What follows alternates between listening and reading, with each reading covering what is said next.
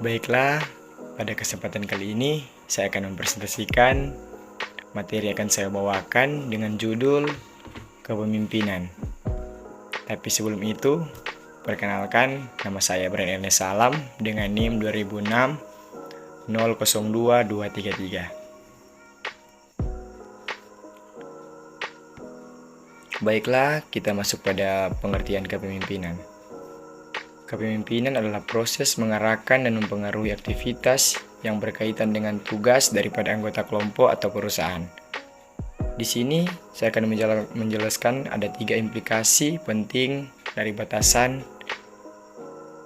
ini, yaitu yang pertama, kepemimpinan harus melibatkan orang lain, yaitu bawahan atau pengikut. Kedua, kepemimpinan harus mencakup distribusi kekuasaan yang tidak sama di antara pemimpin dan anggota kelompok atau perusahaan. Dan yang ketiga, di samping secara sah mampu memberikan perintah atau pengarahan kepada bawahan atau pengikutnya. Lanjut, di sini saya akan membahas tentang ciri kepemimpinan yang efektif. Di antaranya, dorongan, kehendak untuk memimpin, kejujuran dan integritas, kepercayaan diri, kecerdasan, serta pengetahuan yang terkait dengan pekerjaan.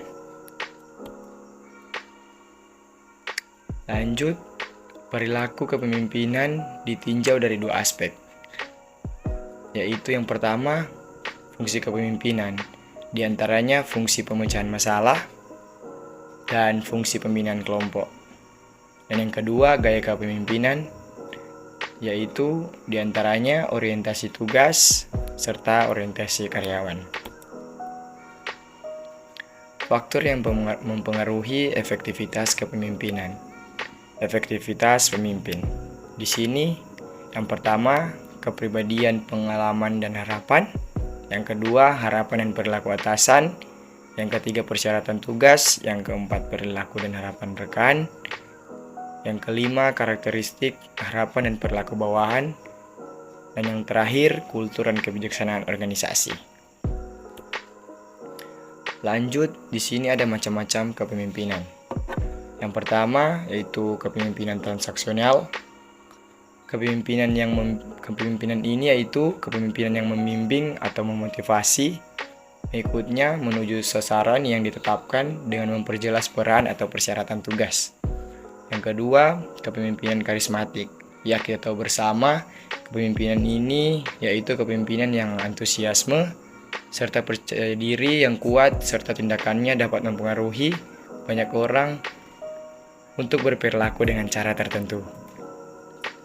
Dan yang ketiga, kepemimpinan visioner. Kepemimpinan ini merupakan kemampuan untuk menciptakan dan mengartikulasikan suatu visi yang realistis, dapat dipercaya, atraktif dengan masa depan bagi suatu organisasi atau unit organisasi yang terus tumbuh dan terus meningkat. Yang keempat, kepemimpinan tim.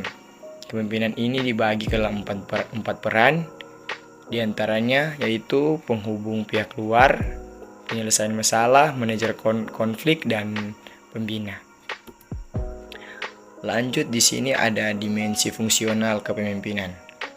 Ada 2 fungsi penting yang harus ada pada seseorang pemimpin, yaitu fungsi tugas. Fungsi ini berhubungan dengan sesuatu yang harus dilaksanakan untuk memilih dan mencapai tujuan-tujuan secara rasional. Dan yang kedua, fungsi pemeliharaan. Fungsi ini berhubungan dengan kepuasan emosi yang diperlukan untuk mengembangkan dan memelihara kelompok, masyarakat, atau untuk keberadaan organisasi. Dan di sini saya akan memberikan kesimpulan, dan kesimpulan kepemimpinan di sini itu merupakan kemampuan mempengaruhi orang lain, bawahan atau kelompok, kemampuan mengarahkan tingkah laku bawahan atau kelompok, memiliki kemampuan atau keahlian khusus dalam bidang yang diinginkan oleh kelompoknya untuk mencapai tujuan organisasi atau kelompok. Sekian presentasi dari saya. Terima kasih.